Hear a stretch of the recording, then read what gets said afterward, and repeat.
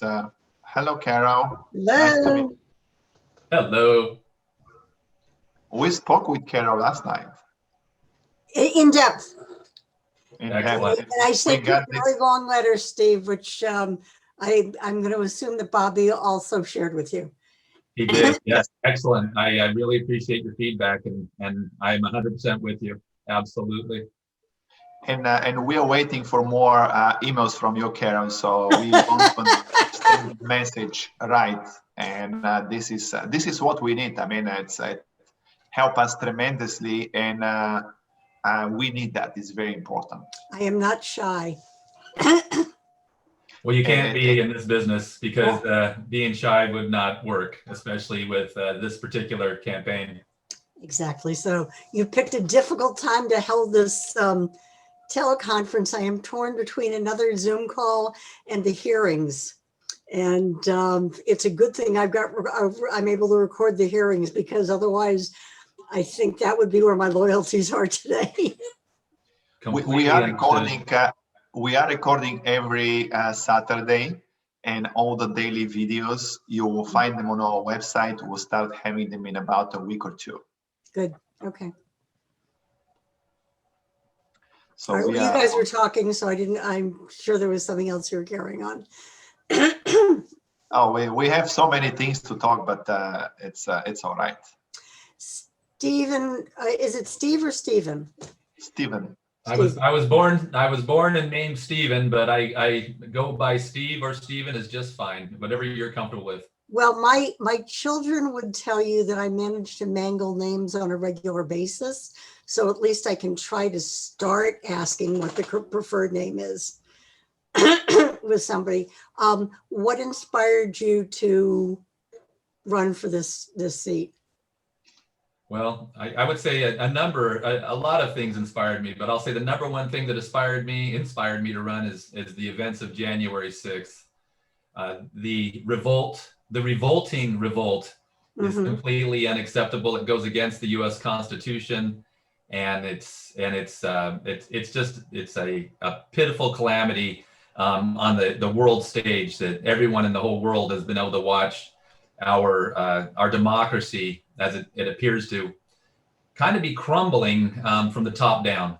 And so as a registered nurse who's been very active with COVID relief, I feel that it's really my calling that I need to put myself into the position to try to make greater change.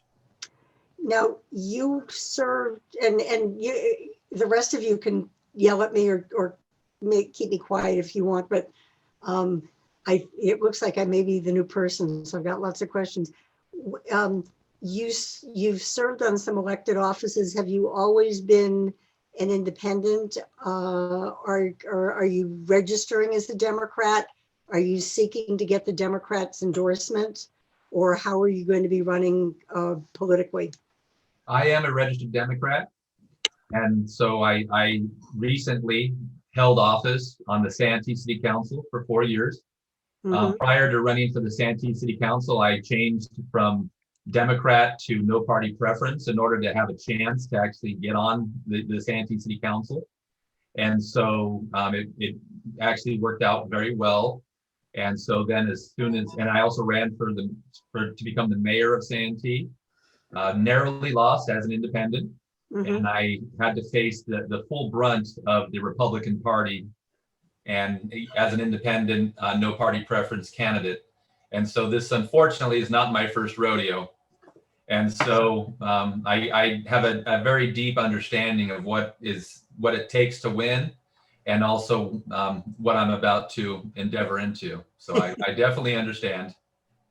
Have you talked much with Amar about the last couple of races, or any of the other candidates who ran in these last couple of races? I haven't spoken to Amar recently. I have had contact with him in the past.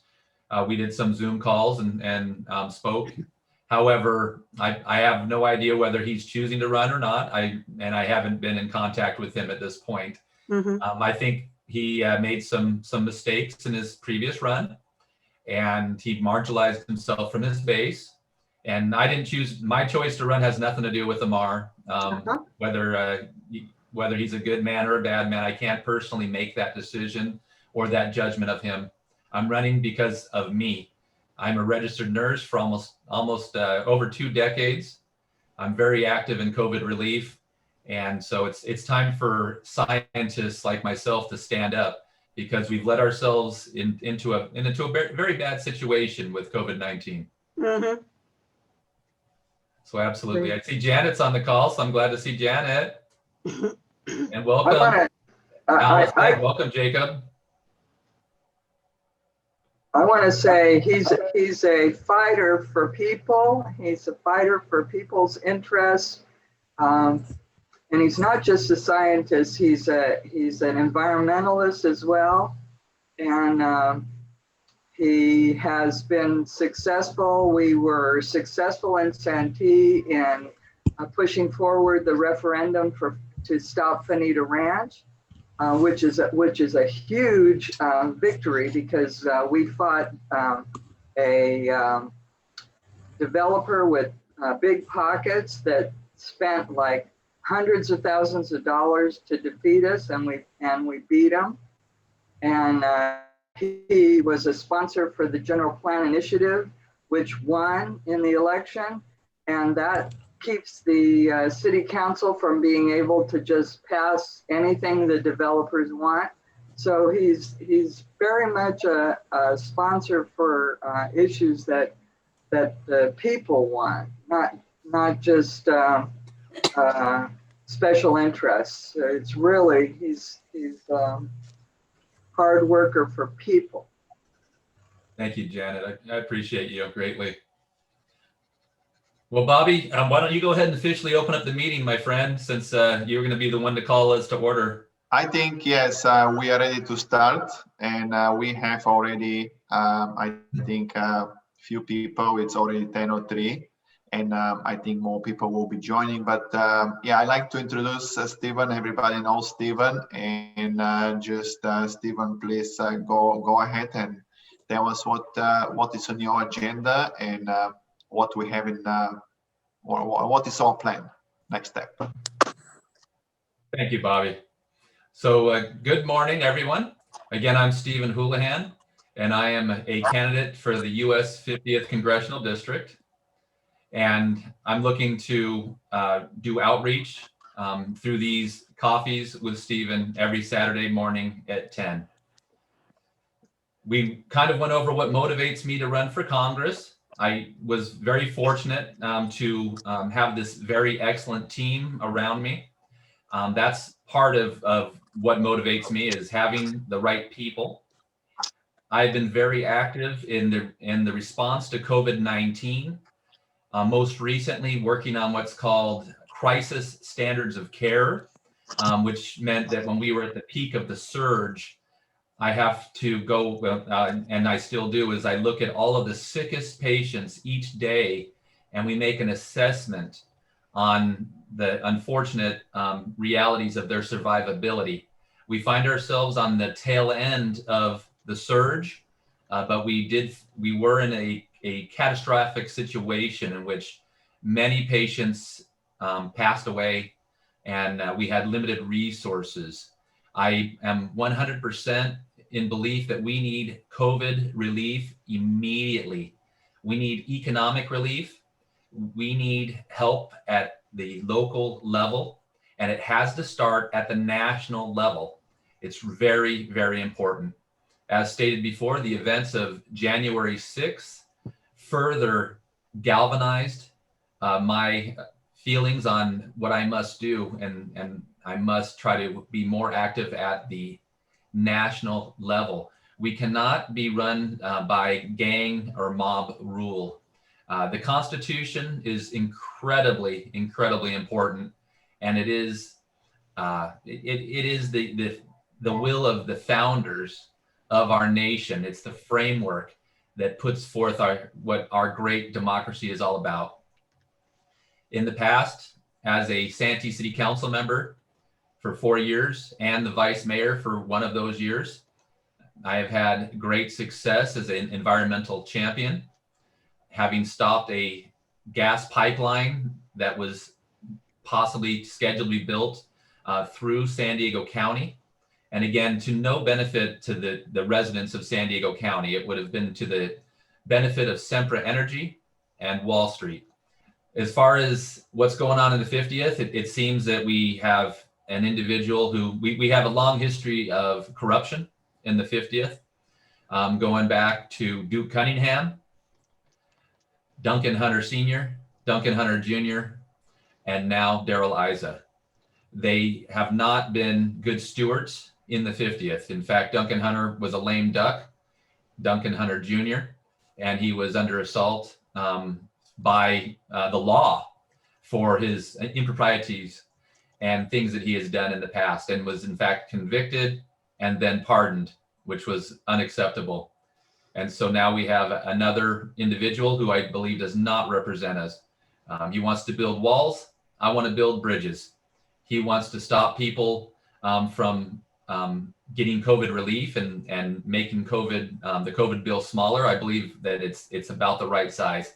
At this point, we cannot oversell. It's not possible to oversell the COVID relief bill, and it must be passed in Congress ASAP. What are my plans? Well, first, to unite the 50th, because it seems that it's fractured. Unite the Democrats, first of all. Unite the no party preference independents. And also, we're going to pull a whole lot of Republicans because they're a fractured party. And so we're gonna unite because some of the big issues in the 50th are the issues that I can do the most with. As a registered nurse, and I have a master's degree in nursing, and it's in nursing. It's in systems, nursing systems, healthcare systems. I also have an MBA. So it's really important that we work on the supply lines for vaccinations. This is another aspect that's broken. Dodger Stadium is closed for 2 days because they don't have the vaccines to give out. Sharp has done a great job. We've worked diligently to make sure to have not only the supply of vaccines, but the staff to administer them and the technology to store them. Now, current issues. I'd like to open that up, but I see I already have a question, so very good. So I don't want to take up too much time because I really want to hear from everybody else. So I see we have a question, so I'll field that question immediately. So from Carol, how do you plan to unite and bring in NPP voters? And what is the plan, my plan, to outreach to minority communities? Thank you, Carol. Absolutely excellent questions. And so first of all, what we have to do in the 50th is we have to find common threads that not only Democrats, the no party preference individuals, and the Republican Party have in common. I believe that COVID relief is one of those common threads. And so we need to educate everyone, and we also need to make sure that this COVID relief bill is actually distributed correctly. Giving millions of dollars to the Lakers, although I like basketball, I don't know that was the right place. And so the initial CARES Act money was not distributed correctly. Also, we need to make sure that money is given to small businesses, not just the large giant businesses, so that they can open and they can remain open. Opening and closing repeatedly, it really makes it difficult, especially in the restaurant industry where they have to buy the food, and then when they're closed again, the food is lost or spoiled or has to be given out. So very important that the COVID relief is done correctly this time. And then as far as my outreach for minority communities, I have marched with Black Lives Matters in the past. I have stood up and denounced racism from the dais in Santee City Hall, and I will continue to stand up for minority communities, for people of color, for the Black community, all marginalized communities. I believe that we want to make a large tent, and we want to be inclusive. It's very, very important. And so I believe education efforts are really important. Outreach is very important. We need to make sure that the vaccines are distributed appropriately. There's a lot of studies already going out that the vaccines are not being distributed to those minority communities appropriately. So thank you for those questions, and I'll open up to any more questions. And Carol, I know you have plenty, so please let me have some more of your questions, or I can continue to speak. I don't have a problem with that either. Also, violence. I denounce violence, the acts of violence from groups of fringe factors. In fact, the local QAnon group in Santee has sent me threats today. So I woke up to threats from individuals from QAnon, basically flexing and showing their muscle. But I denounce them. Do you want to share a little bit? Do you want to share a little bit more what they do? These people, QAnon. How did they threaten you?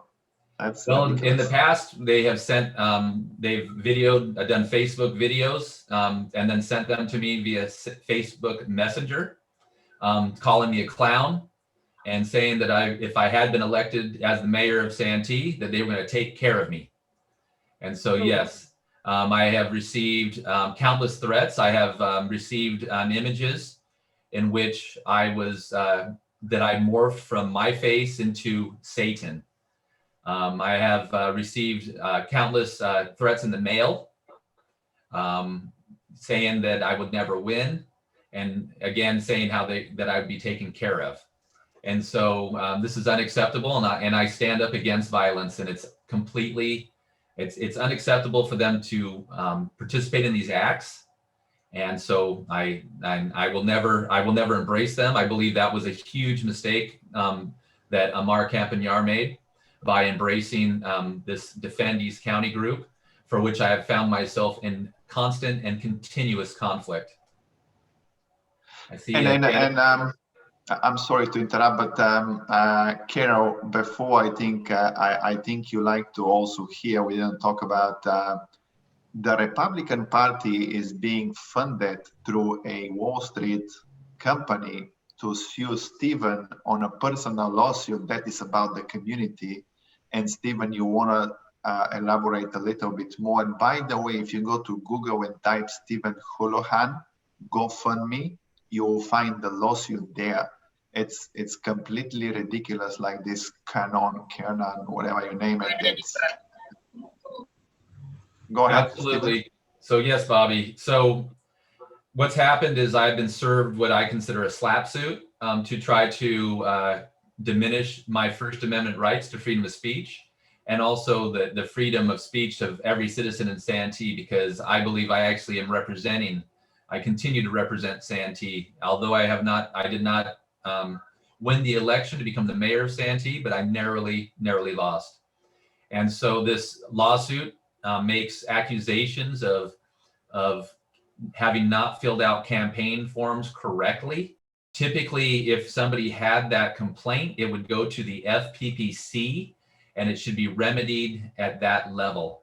What's happened is the developer of Finita Ranch has taken and found an individual from the Republican Party and funded this lawsuit through a San Francisco law firm.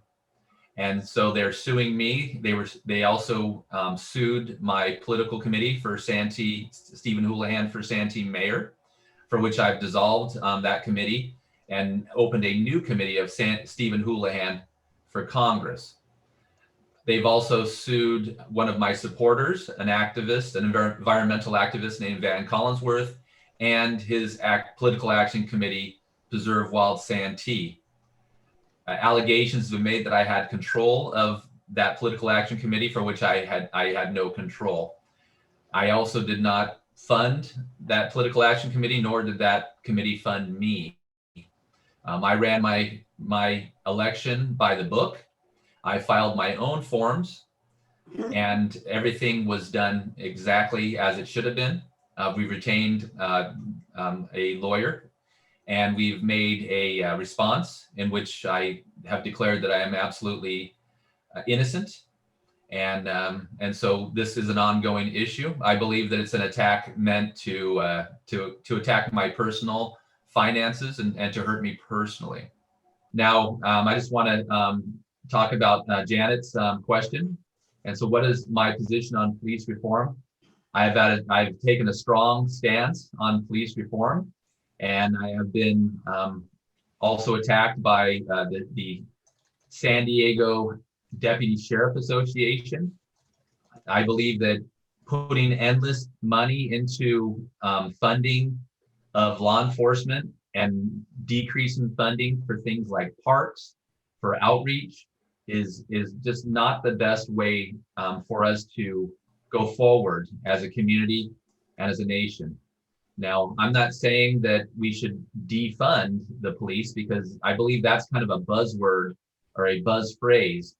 But I believe we needed to look at the realities of police work and the realities of why. Now, what's going on? Now, as far as reform, as far as the murder of George Floyd, that is absolutely, I denounce that absolutely. The white supremacy aspect within the police and sheriffs is absolutely there, and it absolutely needs to be weeded out. We need education for our officers, and we need to make sure that these individuals do not become law enforcement officers in the first place.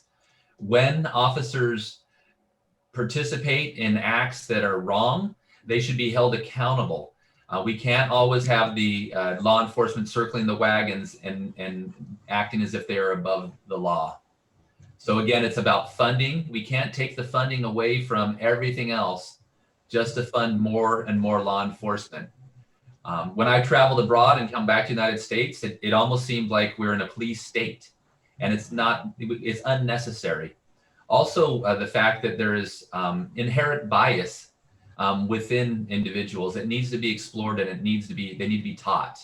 Not that we have, everyone has some biases, and the first step to dealing with that bias is education, so that people aren't making bad decisions and injuring and killing, especially minorities.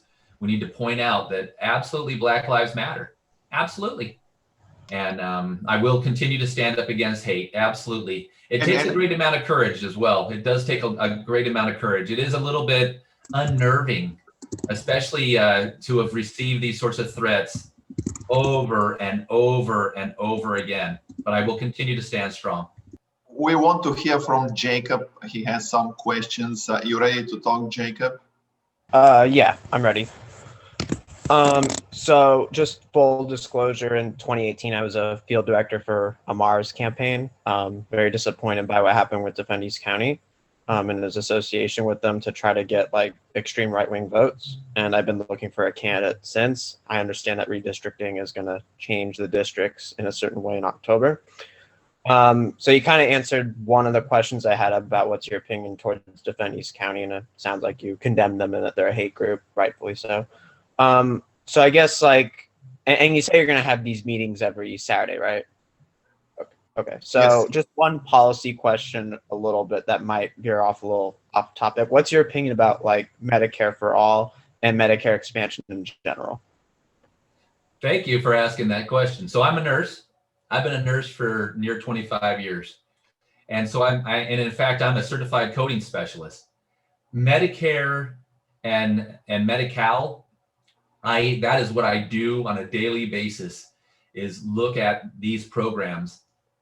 I would say we need, what I like to say is better than Medicare for all, because Medicare is very good for certain aspects, but when you go on to Medicare, you'll find that the prescription benefit is not always as good as it needs to be. And so recently my parents went on to Medicare, and they found that their prescription coverage was less than desirable, and it's costing them a lot of money. And so we need to look into these issues on what are the weaknesses in Medicare as well. Now, I believe that there should be an immediate expansion of Medicare for children, immediate. So that means those, and we have Medi-Cal, but again, it should be like Medicare, where all children are covered immediately. And I would say that specifically when you look at issues of children and childhood leukemia and cancer in children, it's absolutely a heartbreaking circumstance, and we should be giving them the best we have. I also believe that we should allow for expansion of Medicare into maybe 55s and ups as well, because you'll find that as you become older, you know, you might not be able to retire because of that health benefit, the necessity. Right now, our health is a for-profit industry. I would say the same for incarceration. It's become a business, and it's unacceptable. So we need to look at, first of all, we need to look at reform in the pharmaceutical industry. It's absolutely important because we pay huge prices as far as for our medications. We need to expand Medicare, but we can't do it all at once, because if it's like when Obamacare was passed in 2008, it wasn't that it changed the entire system. What it did is it created a roadmap to go forward. And so it created other systems like Medicare Advantage. And so most people would say Medicare for all, but most people don't understand what a Medicare Advantage program is. And so I would say that it's quite possible that a form of Medicare Advantage would be better for those who are younger. I get what you're saying. And shout out to nurses. My mom's a nurse. So. And I see Carol's asked a question also. So expanding CHIP program to cover all children, at least, absolutely. So CHIP is so important, and we need to make sure that we could decrease the amount of healthcare expenditures by keeping children healthy. It's absolutely a fact. It is the Kaiser model. The Kaiser model is preventative care. And so you've got to put money in the front end and make sure these children are taken care of, and then they're going to have better outcomes. Also, we need education. For instance, the rollout of the COVID vaccines has been a disaster because the education wasn't done properly. And so a lot of people have a lot of fears and are afraid to even go get the vaccine. I have had both the first and second injection. Just like John McCain, who, he made a lot of mistakes, but he made one great decision. And that's when he put his thumb down to the repeal of Obamacare. And Obamacare actually expanded Medicare Advantage. Medicare Advantage is a huge piece of Obamacare. And so it's really close to my heart, this issue is. And I do want Medicare for all, and I would like a single payer. That is the goal. However, we can't make a sudden change in our system. We have to push the system in that direction. I work out all the time, and I eat a very strict and very strict diet. And so I have to maintain my health on a daily basis. Absolutely. And so again, narrowing first, a safety net in the middle, and then expansion until it's complete. Great. Anybody else? Any comments? I guess I'll throw in one more policy question. What's your position on how to make college more affordable for younger people? Absolutely. So I have a big time history with education. I was an associate professor at the University of San Diego, working at the Houlahan School of Nursing.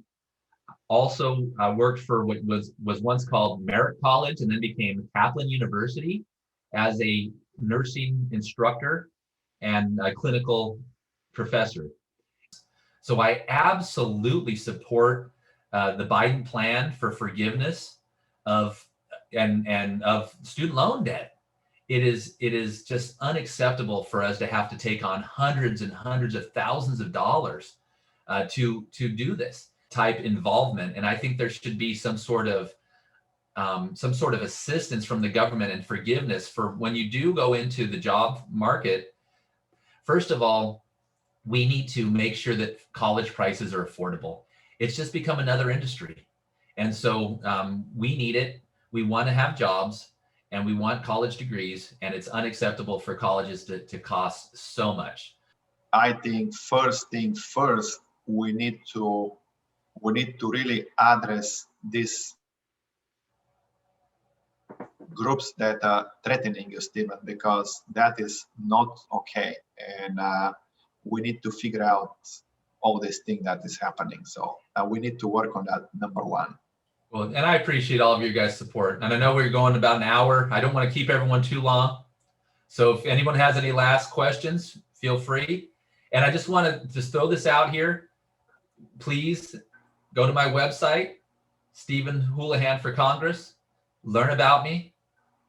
Please don't shy away from asking hard questions. That's what I'm here for. I only want to improve my performance and also be able to be very clear about what I stand for. I believe I stand for social justice.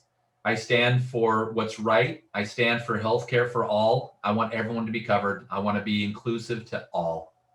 And that is great. I think we are good for today. Janet, do you have something else? No, just thank you. I love these coffees. I learn something every time. Thank you. It's good. Okay, great. It's an absolute pleasure. Anyone from the interns, how is everybody doing? Good. I think we covered a lot of important topics in this meeting, and it was really interesting. And I felt like I got to learn a lot more about Stephen's specific stance on more like healthcare and education, which I've like previously heard a lot about, but I feel like this was like a great area to expand on. Thank you. All right. Okay, everyone, thank you. And we'll see you in the next meeting. And we'll be talking today and then tomorrow and the next day. So Bye-bye, everybody. Bye. Thank you.